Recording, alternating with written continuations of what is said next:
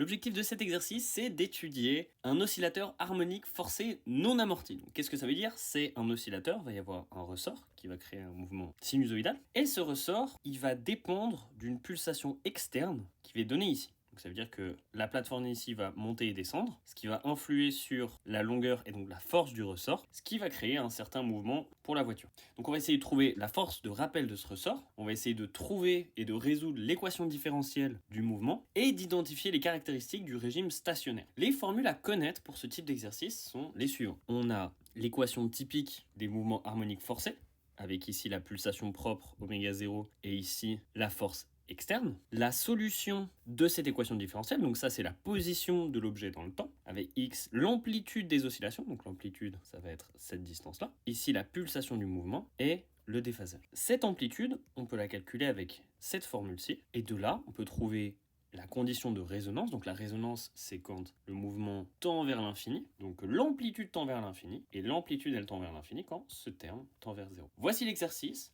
Je vous laisse mettre pause, essayez de le faire à fond, et on se voit après pour la correction.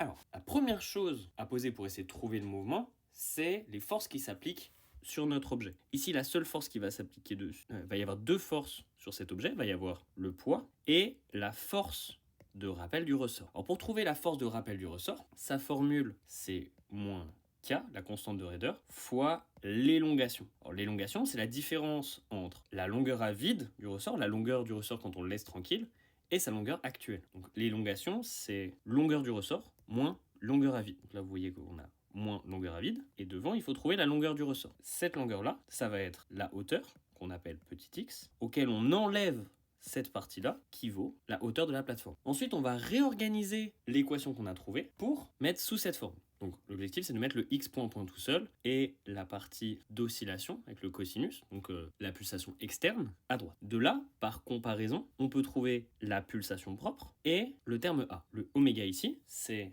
le même que celui-là, c'est la pulsation de l'excitation externe. On rappelle que la pulsation, c'est égal à 2π fois la fréquence. Donc la fréquence, c'est combien de fois par seconde l'objet fait un haut bas.